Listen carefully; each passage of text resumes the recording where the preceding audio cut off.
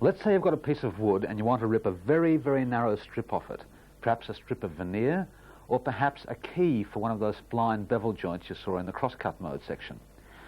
Well, don't fall into the trap of moving the fence in close to the blade, say 2 millimeters away from the blade, and trying to rip a narrow strip there. As mentioned several times, that will come flying out and will get badly damaged by the spinning saw blade. Rather, set the fence to the wide dimension and have your little 2 or 3 millimeter piece on the outside of the blade. Now, that's normally a bit dangerous because that narrow strip can easily fall down the slot in the table between the blade and the edge of the table and can jam in there. It'll certainly get damaged, and it could even damage your saw or blade. So here's a very simple way of coping with that problem very safely. You'll see that as I'm about to finish the cut, I'll bump off the power with my knee and let the blade stop spinning.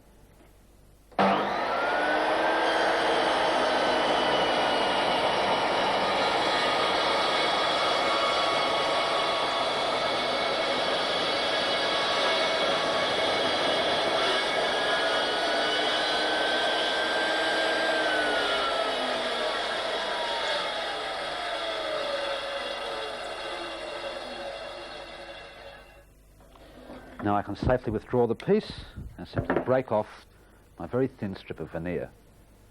If at all possible, when you're ripping narrow pieces or awkward pieces, try to use a wooden jig of some sort to hold and control the wood. The simplest form, of course, if you wanted to rip a piece like this in half, is to hold it with a piece of scrap, just any piece of scrap material, and apply the pressure in front of the saw blade, not beside the saw blade. Never pinch the wood against the blade. Apply the pressure directly in front of the blade. You may want to rest 2 fingers of your left hand over the top of the wood to hold it down, and prepare a push stick. Now, the push stick should be narrow enough to be able to fit between the blade and the fence, like that. And very simply switch on.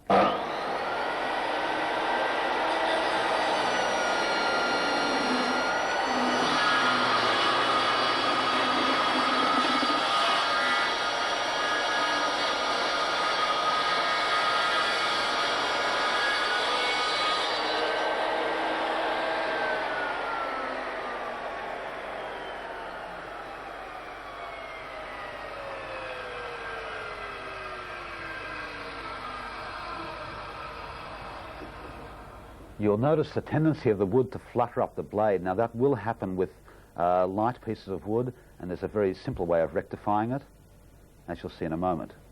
A somewhat more sophisticated push stick is like this. It has a right-angled notch at one end and another one at the other end. This is for thicker material, that's for thinner material. And very simply, you hold the notch over the edge of the material and push it through.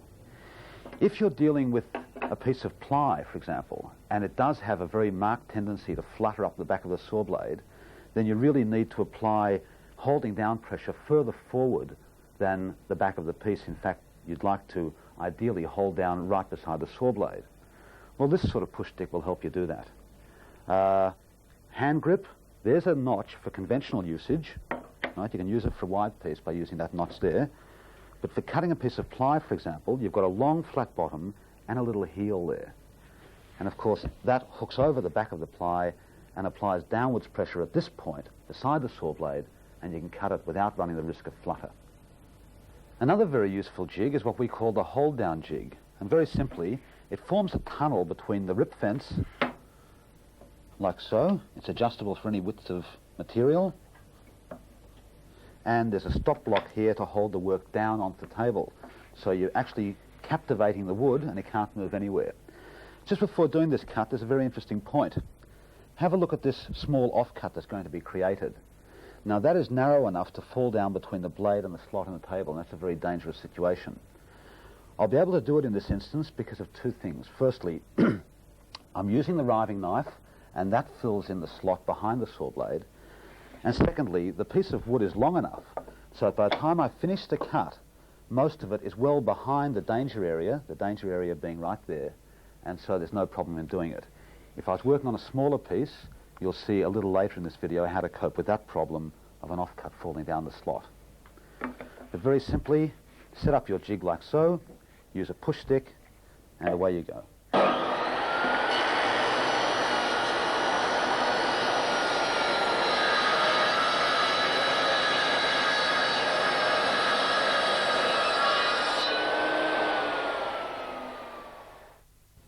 Let's say you've got a board and you want to rip it into a number of identical strips, narrow strips especially.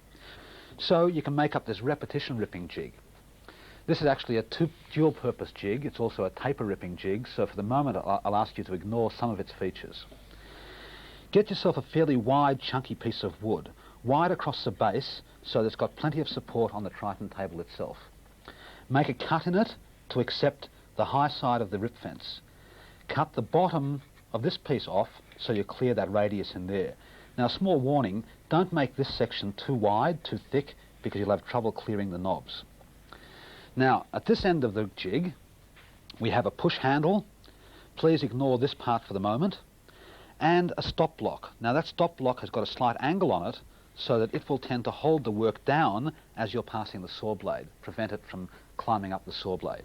And then all you do is put your wood in the jig against the stop, switch on and make your cuts.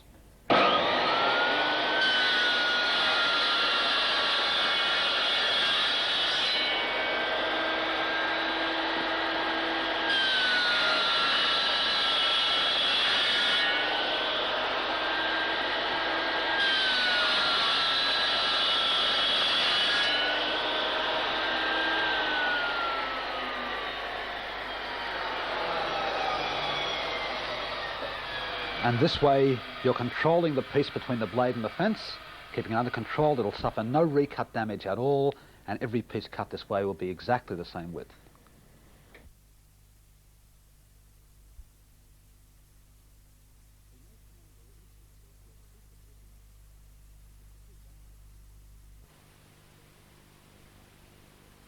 You may find there are instances where the piece of wood you want to cut is too wide to be cut in a single pass by the saw blade. Your blade just won't reach through. Well, that's not really a problem because you can do a double cut, and the amount of blade protruding above the table can effectively be doubled. What you have to do, though, because you'll probably be working with a piece of wood standing tall on edge, you'll need to attach a high fence extender to your rip fence and screw that onto the rip fence and make absolutely sure that it's nice and square at the table. If it's not square, you can put some packing, thin business cards or sheet metal or plastic, between the back of the fence and the rip fence and get that nice and square. Similarly, check that the saw blade is dead square at the table, because you're doing a double cut and any error between the blade and the table will be doubled. Now, because I'm not cutting all the way through this workpiece, I cannot fit the riving knife and safety guard, so I'll take a few precautions. Firstly, I won't trail my fingers behind the workpiece. Guaranteed source of an injury. Now, I need to take some precautions to hold this workpiece firmly against the fence. Probably the best way is to use this hold down jig you saw earlier, lowered until it's holding the workpiece against the fence and down on the table. Alternatively, use another piece of scrap, something fairly tall, to form a tunnel there. Then you can push the workpiece through, and for additional safety, I'll be using this push stick, which you saw earlier, and pushing the work through. Here's how it's done.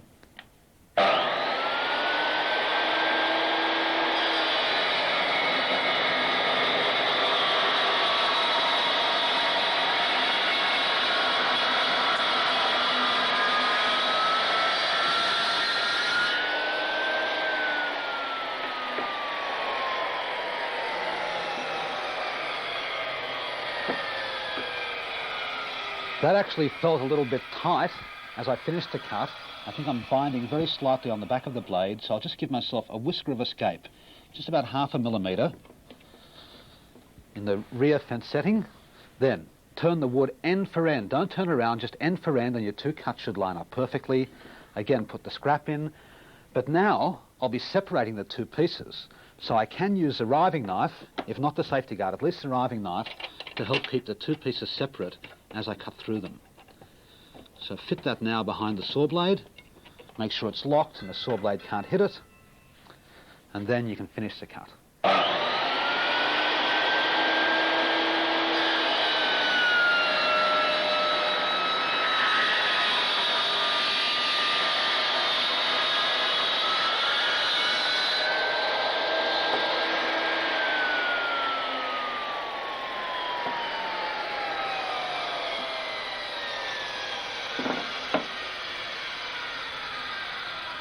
You may sometimes get a very slight step when you do a double cut. That's almost unavoidable, but a very light touch-up sanding, and it's a great way of splitting 4x2 down into 4x1s.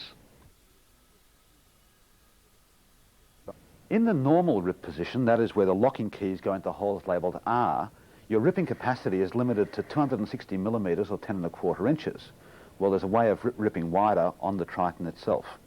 And that is very simply to unlock the table and turn it around through 180 degrees. Just turn it around this way, put it back on so that the saw blade now comes up through the edge slot, and the locking keys will go into holes labelled WR, WR standing for wide ripping, and you've gained that much rip capacity.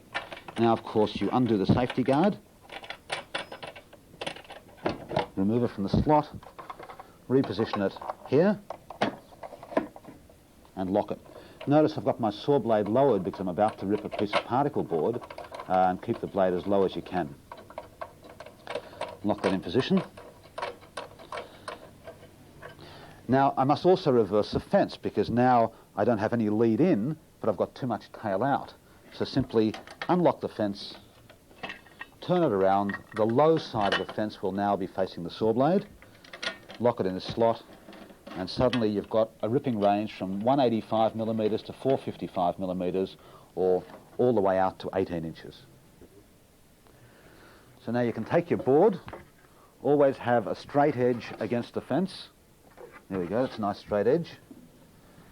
And notice my hand positions. I'll basically be concentrating again on the piece between the blade and the fence. Keep control of that piece, that's your main piece. If this offcut is wider than this narrow one that I'm going to be creating here, then you may need some outboard support with a trestle, a friend, or the Triton extension table coming up shortly.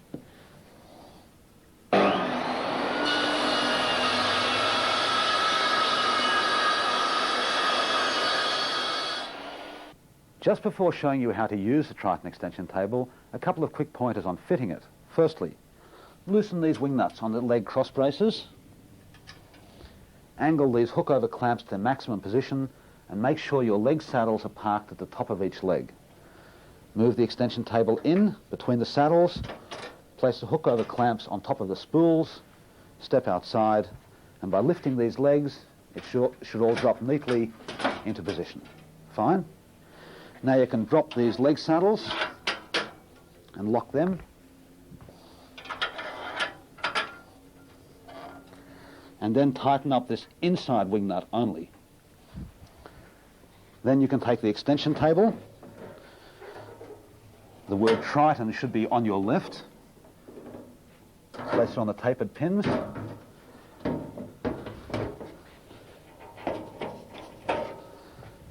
Make sure it's fully down, and then lock this outer wing nut. Then you can zero your top until it's exactly flush with the work center table. Use a straight piece of wood to get them dead in line. Another couple of quick points about the extension table. Firstly, when it's clamped to the work center, it's all still quite portable. Optional wheels are available, and you would fit the wheels for the extension table at the rear of the extension table, and the wheels for the work center at the front of the work center. Now, the reason for this is simple. It means that for going in straight lines, it tracks beautifully forwards or backwards, and to do a turn, you simply take the weight off the work center wheels by using the T-handles and turn. So the whole unit becomes completely maneuverable, very steerable. Of course, you never operate the machine on its wheels. You always retract the wheels and lower it down to its feet. And you can get adjustable feet for your work center and your folding stand to level it up to another part of your workshop. Now I'm going to show you how you can single-handedly cross-rip an 8x4 sheet, one of the most difficult jobs you're ever likely to come across. And it is one of those sort of jobs where if you can get a friend to help you, it's a very good idea. But if you're working on your own, here's what you have to do. Firstly, the work center and the extension table. The fence on the extension table is reversed so that you can get out to the full range of 1225 millimeters or 48 inches, and locked very securely in position, because with a large sheet like this, you can bump that fence and knock it out of alignment. So do that up nice and tight and double check your settings.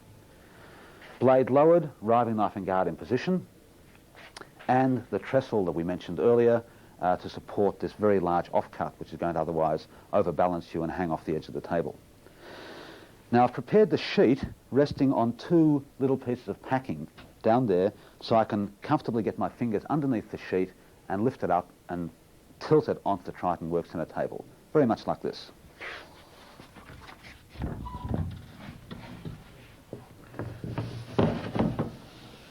There we go. Now it's very important during this cut to keep that edge of the board, of the sheet, very hard up, constantly in contact with the fence. So keep your concentration on the fence and running that straight edge along it. Don't worry so much about the off-cut, but check that your trestle is supporting it properly before, during and after the cut.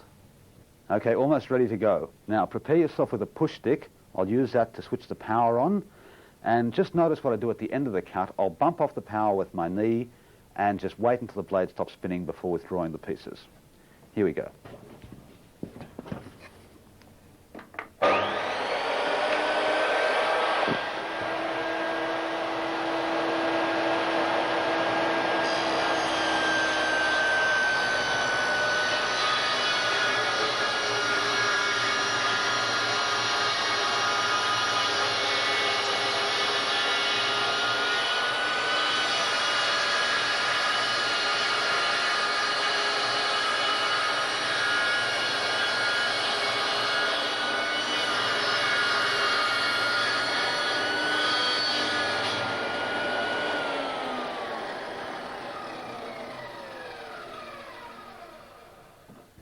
If for some reason you choose to build your own extension table, then here are a few vital points to consider. It must be very secure, it must be flat and level in relation to the work centre, and the two tables must be anchored together. There's no point in having a fence fixed to one table and the saw fixed on the other table. They could separate during a cut with very awful consequences. So make sure they're securely clamped together. The fence, which must be securely lockable at any position, and I mean securely because a large sheet will bump that fence, must be securely lockable, and you must be able to set that absolutely parallel, so recess some calibration scales into your extension tabletop if you're making one as a homemade one. In either case, you'll find it very useful to make up this small trestle. You can use it for supporting large sheets, for lead-in support and tail-out support in the table saw mode, and of course in the cross-cut mode you can use it for supporting long beams for cross-sawing, or staircase stringers for routing, or long wide pieces of shelving for cross-trenching. One of the problems you may come across in your woodworking is dealing with removing a small piece from a larger sheet. For example, you've got a sheet and it's 2 millimetres too wide. Don't set the fence in 2 millimetres from the blade, it's too close. Rather, pass the wood between the extension table fence and the saw blade and take your 2 millimetres off that way.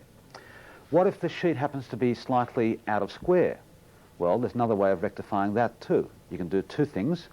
You can tack or tape, using two-sided tape, double-sided tape, a straight batten to the sheet, exactly square to, say, this edge here, and then run the batten against the extension table fence. That has the effect of very slightly angling the board as you're running it through. The fence is still parallel, but the board is angled slightly because of that batten attached to it. There is another way, and that is to use a thumbtack, perhaps with a little bit of packing behind it to give you the required dimension. And you can stick this into your board there or there, and that will actually angle the board to the blade. You're not angling the fence, you're angling the board by putting a little bit of packing on there. If you're dealing with a fairly wide piece, you may have to put a long fence extension on forward or behind the fence so that you're in constant support and your board is basically resting on the thumbtack and packing and its own natural edge, and that angles the board very slightly, enabling you to square it up.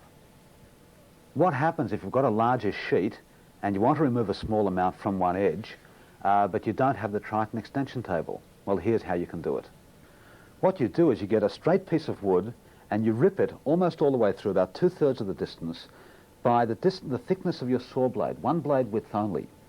That way, by attaching this piece of wood to the fence, screwing it on, you can position the fence so that the saw blade is just lightly touching against the main piece of the wood, and the stepped out part will give you good tail-out support together with your riving knife so that you're not tending to jam the wood on the back of the blade as you finish the cut. Here's how it's done, and try to note the hand positions. While I'm feeding into the blade, I'll be pushing mainly against the front fence. As I get past the blade, I'll transfer most of the pressure against the back fence, like this.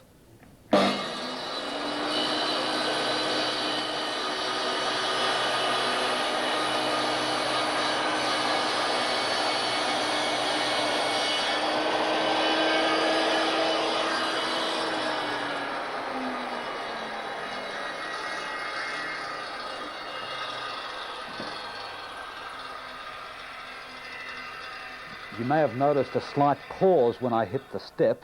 Round that off very slightly because it can hang you up to prevent a smooth pass through.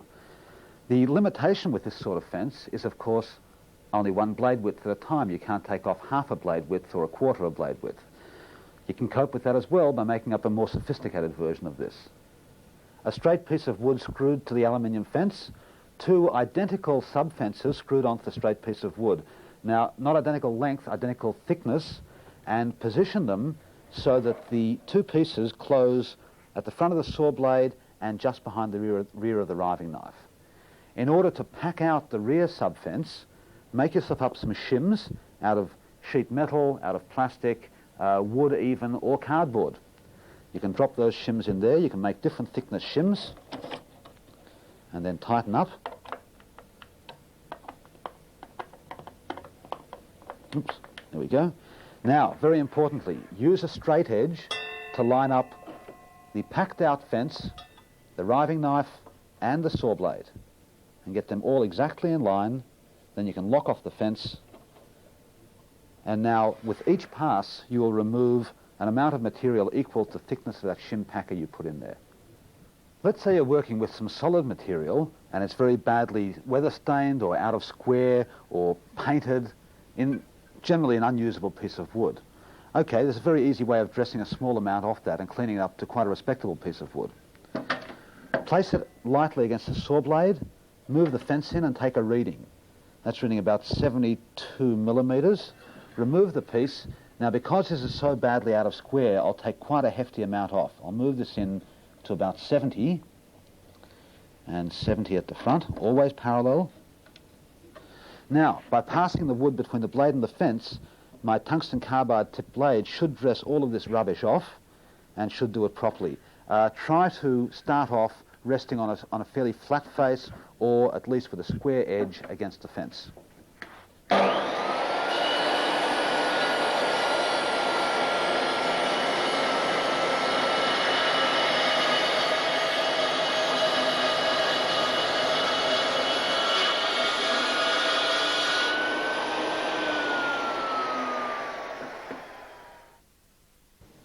Perhaps needless to say, every piece passed between the blade and the fence when the fence is set at 70 millimeters will be dressed to exactly 70 millimeters.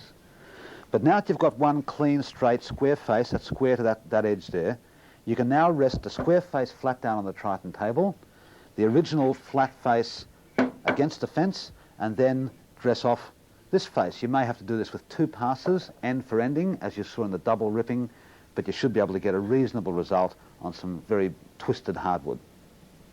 If the material you're working with is bowed as well as twisted or out of square, then what you should do is attach a long, straight piece of wood to the fence and have the material concave side touching the fence first, and do a cut to just trim the convex side up, and then, of course, you can turn it over, put the freshly dressed convex side, which is now straight, against the fence and run it through normally. All the cuts you've seen so far in the table saw mode have involved cutting all the way through a workpiece. True, the blade has been lowered to just cut through, but we've cut through every time. If you lower the saw blade, a whole new range of cuts becomes possible, the most simplest of which is probably a grooving cut. Let's say you're making drawer sides, and you want to get your plywood bottoms and let them into the drawer sides so they'll be strong. The grooving cut is the simplest. Now, you lower the saw blade, and we'll show you in a few moments how to get accurate saw blade height, but for this cut, I'll just approximately guess it at about 4 millimeters deep. And I'll lock the fence off and I'll pass the wood over the blade. Because we're not cutting all the way through, it's not possible to use the riving knife and the safety guard. So again, be doubly careful not to trail any fingers. You can keep your hands firmly on top of the work and hold it down, even if that means your hands passing over the line of the blade. The blade can't suddenly climb up and cut you, so you can keep your hands on top of the work like this. At least they'll be in view and you'll see what you're doing. A small hint. If you're doing 8 draw sides and you need to make, say, a 6mm wide groove in there because you've got 6mm ply, that will involve, of course, 2 cuts. Now, instead of, for each piece, setting the fence, doing 1 cut, then resetting the fence closer in and doing a 2nd cut, do all 8 at the first fence setting, then move the fence in by 3mm or the thickness of your saw cut, and then do all 8 at the 2nd fence setting. It'll save you a lot of time and effort. This is how it's done.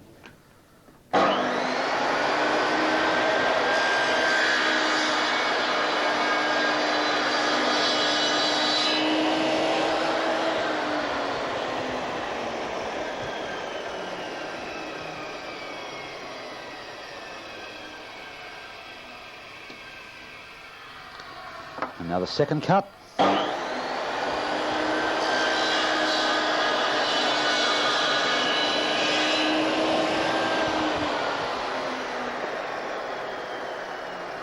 Now it's a little bit tight,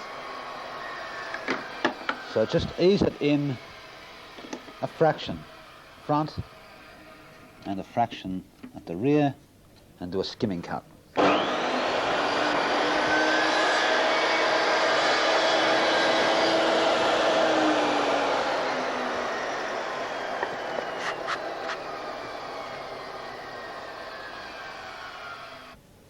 A lowered saw blade can also be used for decorative effect. You'll see later how you can use a router for this application, but if you don't have a router and you're building some draw fronts and you want to dress them up a little bit, here's an interesting way of doing it.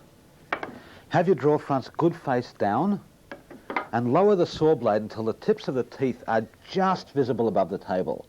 You only need about 1mm or so of blade protrusion. Set the fence in fairly close. I've chosen 10mm for my first cut, and have a look at this.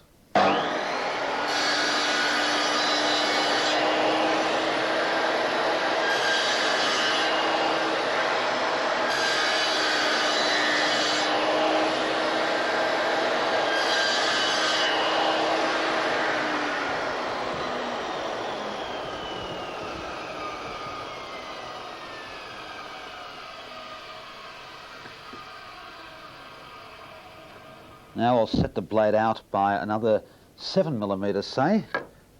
This choice is up to you, but have a look at the result.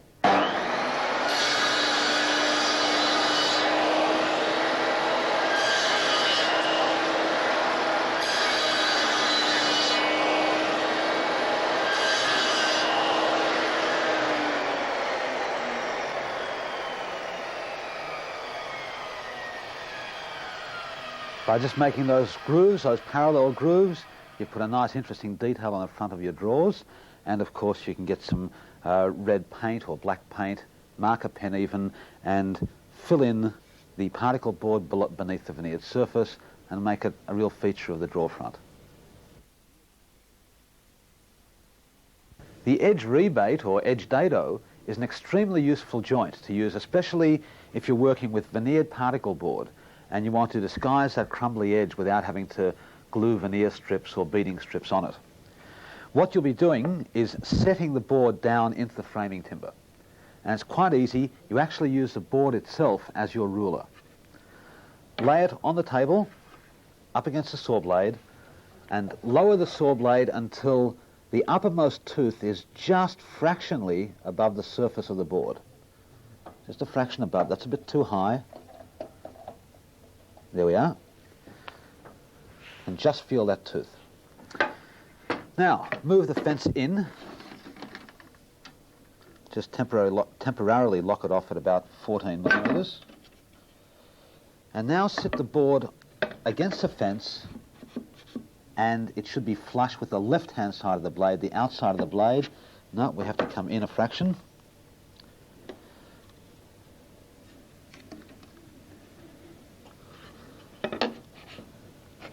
Perfect. The board is now up against the fence. The board is now flush with the left-hand side of the blade. Now I can do my first cut. I'll explain in a moment why, but The first cut of a rebate should always be done with the wood resting on its narrowest face. The first cut on the narrowest face, in other words, up tall.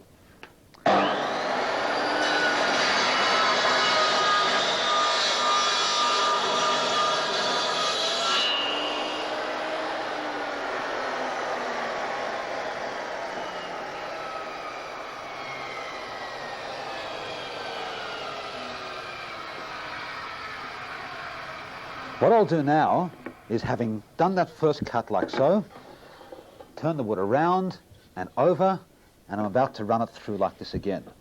What's going to happen though? That small off-cut in there, when I finish the cut, will be trapped between the blade and the fence. I'll actually do this without taking any precautions, and probably you'll see that the off-cut will go shooting out here. The only precaution I'll take is I won't stand directly in line with the blade. I'll stand to one side. But then, having done that, I'll show you two alternative methods for solving that problem too.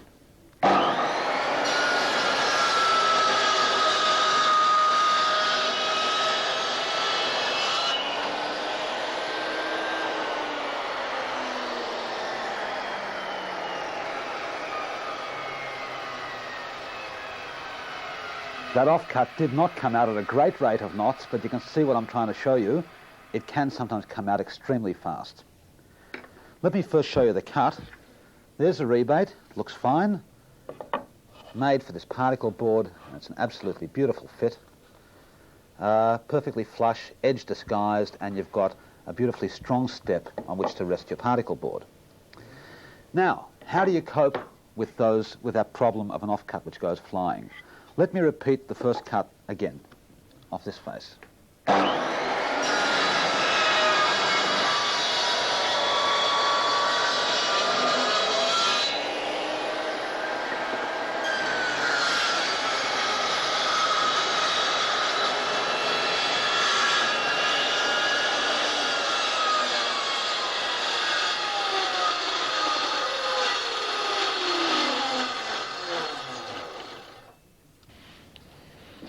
You'll notice that I switched off the power just as I saw the saw blade appearing, and then you can just finish off as the blade's coasting to a halt. Incidentally, if you get a small ridge here, a small section uncut or poorly cut because the saw blade was slowing down, well then feel free to run it through again with the blade at full speed, because now there's no solid off-cut to worry about. You can just go through and do a clean-up cut. There's another good way of coping with the flying off-cut problem, and that is to do your first cut as before with the wood standing up tall, first cut in the narrowest edge. You'll see why in a few minutes. And then for the second cut, back the fence off, place the workpiece in position. You may have to adjust your saw blade so that the highest tooth is just opposite the top of your groove, like that. Set that in position. And then you can set your fence in close, set it into the wider dimension, like so. Set up for your cut, and now you can make the second cut with the wood lying down flat, and the off-cut will fall harmlessly aside. Mind you, you should only do it this way if the wood you're working with has parallel sides. Otherwise, it will show up, any slight taper in the workpiece will show up in the rebate. Just to recap on a couple of points with this rebate. Firstly, I mentioned earlier that you have your saw blade set a fraction higher than the piece you're rebating in. The reason for that is you want a small amount of this framing material left standing proud so you can finish sand that down without rubbing a big hole in the paper-thin veneer. That's one little tip. Another one, of course, is don't be tied slavishly to this example of an 18mm by 18mm rebate. That was made because this piece of particle board is 18mm, and I might want to fit it in this way, or I might want to fit it in this way for a door front, for example. But you can vary those rebates any way you wish. You can make them wider, deeper, stepped if you wish. For example, you could make this rebate 6mm deeper that way and put a piece of half-inch particle board in position, and then glue or grout some tiles so you can make a nice flush countertop or the top of a bench top or a coffee table. Tongue and grooving, an immensely satisfying joint if you do it properly, and of course extremely strong, because as the different pieces of material, which in the case of this chopping board here, they're all tongue and grooved lengthways, and the end caps are tongue and grooved on as well, as those pieces shrink and warp and twist and cup at a different rate, they can't really move in relation to each other because they're tongued all the way along. There's a lot of gluing surface there, plus the interface of the piece of wood sitting in the groove. So let me show you how it's done, and I'll explain a few important principles as we go. Firstly, for tongue and grooving, you'll probably have to set your saw blade height very precisely. We certainly don't recommend that you try to hold a ruler on the table and set the blade height, the blade teeth to a ruler, because that only leaves you one hand to adjust your power saw, and most power saws need two hands. Couple of very simple ways. Let's say you want to cut 14 millimeters into a piece of wood. Simple. Take an offcut, any offcut will do. Make a mark 14 millimeters from the bottom. Sit the piece of wood on the Triton table, and then you've got two hands to raise and lower the saw and get it absolutely right on the line, the uppermost tooth, and at the point of its arc, the maximum point of its arc should be touching the line, and there's 14 millimeters. A couple of other ways. Use the setting block described earlier in this video with the rulers glued onto it, like so, and again set your uppermost tooth against the digit you want. Another method was suggested to us by Mr. Ross Runting, one of our Australian customers. He has limited eyesight, so what he's done is quite ingenious. A block of wood with a central section which can move up and down. Now attached to that central section is a piece of aluminium angle, and rebated beside it are two rulers, one imperial, one metric. Now what he does is, under good lighting conditions, he can set this exactly to the depth he wants, and then screw this gauge to the rip fence with a wing nut using a hole provided, and then raise or lower his saw blade until the uppermost tooth is just touching the underside of the aluminium, and he's set his saw height. When tongue and grooving, it's vital that you test your blade height settings and your fence settings on some pieces of scrap. Now preferably use some offcuts of the material you'll actually be using for the job, or some scrap exactly the same thickness. Another point too, you'll probably be tongue and grooving some fairly wide boards together. So give yourself some backup support. Again, a high fence, dead square to the table. That'll give you plenty of support as you're going through. How do you calculate your settings? Well, I'll try and explain it simply. Here I've got a piece of 35 millimeter wide material. I want to end up with a tongue that's, say, 7 millimeters wide. 35 minus 7 is 28. Half of 28, because you're doing two identical rebates, half of 28 is 14. Now don't set your fence at 14. You must allow for your blade thickness. So in this case it'd be 11, except I've got this fence packer on, so ignore my fence settings. But I've basically got a distance of 11 millimeters from the edge of the fence to the inside edge of the blade. Then if I do one cut from this face, turn the work around and do another cut from this face, the tongue that I have left will be exactly central, as you'll see.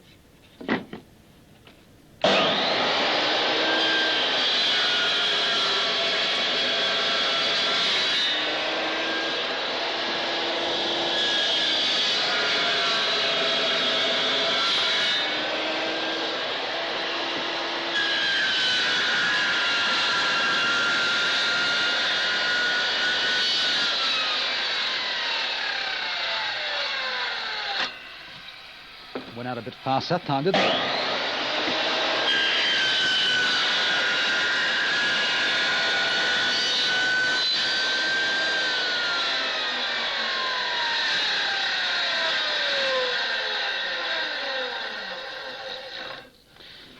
Again, never stand directly in line with the saw blade. You could collect that small offcut. But as you can see there, the tongue is dead central, and it looks about 7 millimeters wide to me. I've mentioned a couple of times how important it is to make the first cuts with the wood standing up tall. Let's say I'd ignored instructions and done my first cut like that, lying down flat. My second cut like so, again lying down flat. I'd probably get away with it for the third cut. I could make that cut and I'd still be standing on a secure base here. But the fourth cut, look out.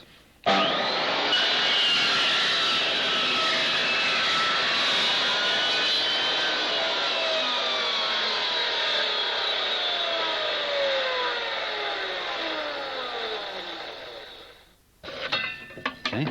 Now what would happen in the fourth cut is the minute I cut through that piece and created that offcut, I'd be standing teetering on my narrow tongue.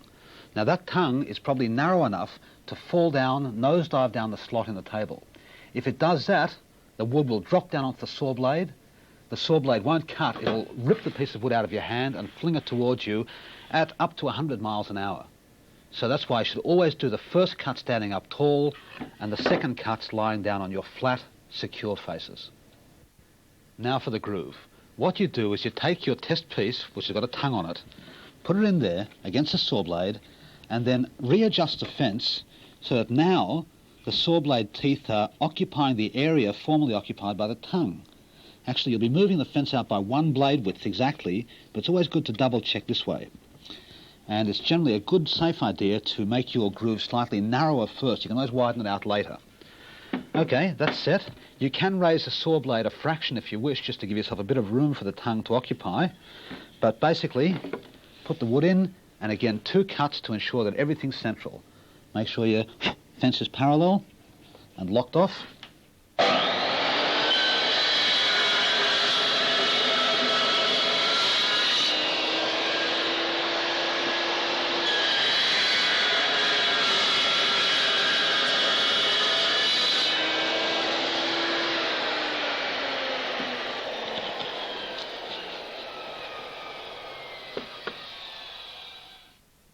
When you're tongue and grooving, you're probably going to be doing some very long pieces for a bench top or a tabletop, for example. And long pieces are very rarely dead straight. So don't make your test pieces too tight a fit, or you'll never be able to clamp the long pieces together when you've tongue and grooved them. There's an alternative to tongue and grooving, especially useful if you're dealing with thin boards, and you'll see that later. But it's to make a spline groove. Take a piece of plywood, say 6mm plywood, and make a series of grooves only in all of your boards that you want to join together, and glue that plywood tongue in, and it's simpler than tongue and grooving and pretty well just as strong. For working on the edge of very thin material such as this, doing spline grooves or indeed tongue and grooving, you've got the problem, of course, of the material being able to fit down the blade slot. Very dangerous. So here's a few precautions you can take. Firstly, high fence extension, because you'll be working with a tall, thin board and you want that nice and square at the tabletop. So extend your fence, make sure that's nice and square. Now you'll be making up a mask so that you can actually reduce the slot to just a slit big enough for the saw blade to pass. You can use your jigsaw to do this. There's a simpler way if you're careful. Get yourself a piece of hardboard or plywood. Decide how much blade protrusion you want above the plywood, so allow for that in setting your blade height. Let's say we want to go up a maximum of, say, what's that, 15 to 20 mil, including the hardboard. Okay, set the fence in position at the position you will want to do your tongue and grooving, or your spline grooving. Set that up like so it's in the right spot and locked securely. Now you'll be doing a plunge cut, so prepare yourself for this. Hold the wood square to the Triton table and flush up against the board, practice it a few times, then you can switch on the power and plunge down, like this.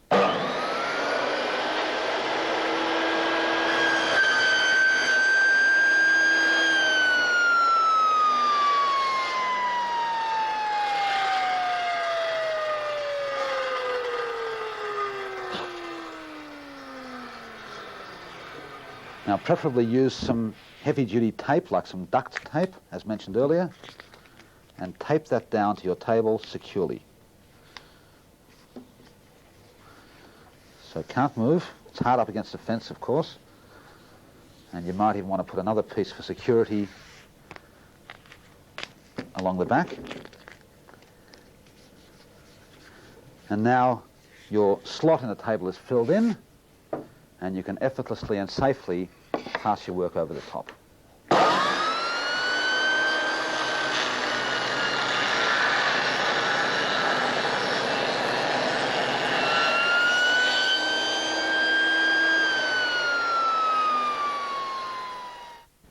While this method of masking the slot is very effective, it doesn't give you very much fence adjustment. There is a more sophisticated version, and that is to make the same sort of hardboard mask, but cut some slots in it for the rip fence clamps and for the calibration scales. That way you can put this underneath your rip fence with your saw blade through this narrow slit and you can still move your fence out and in and adjust it for the cut you want. Beware of parallax error in reading your scales, because now you've got the thickness of the hardboard to contend with, so look from directly above in setting the fence. Apart from edge jointing thin materials, there's another very useful application of this type of cut, and that is in making shiplap siding. What you do basically is you make two grooves, a deeper groove from one edge and a shallower groove from the other, and then lie the work down flat and rip half the groove off from this side and half the groove off from that side down the bottom. Provided you spend a little bit of time setting it up properly, you can work very effectively on end grain to do a butt join like this, where two pieces are butted together, and very strongly so. Or you can join at right angles if you wish. You'll need longer tongues, of course, but you can join at right angles like that with spline grooves and keys. How do you do it? Very simply. You have a high fence extender again, because you'll be working with the piece on edge, on end like that. And here's a very useful jig, a little rider, which sits on top of that high fence extender, is captivated so it can't fall off. You can push it safely back here, and this block screwed on squarely is your running guide for holding the piece of wood against the fence and pushing it through. Now you will be cutting into that block. You can see the test cut I've just made there.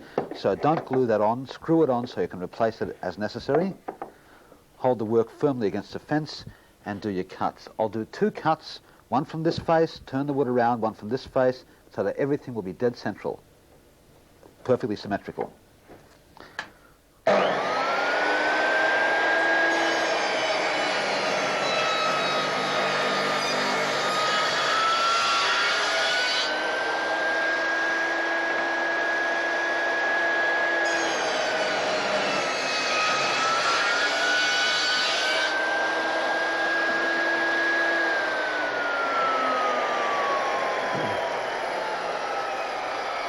Now, if I wanted to make a wider groove for a wider key, then very simply make the first two cuts, move the fence out or in if you wish, and do another two cuts. Remember, whatever you do to this side, you must do to that side, and the two grooves will be perfectly symmetrical, everything central.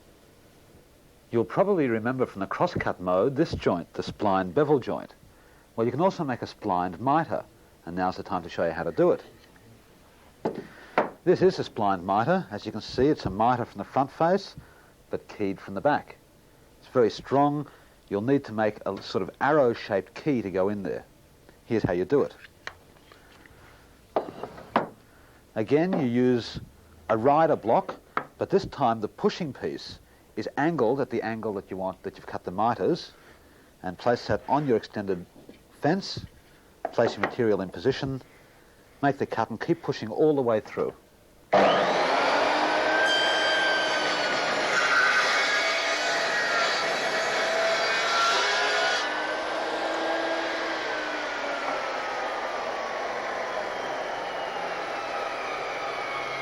there you have the groove. Now, a small point, but a fairly important point. You'll notice when I made that cut, I pushed the workpiece and the block all the way over, then lifted it off and pulled it back. And that's just because you should never really pull anything backwards onto a spinning saw blade. You'll recut it, the saw blade could grab the piece and tear it out of your hands. So when you're moving backwards over the blade, lift up and come back this way.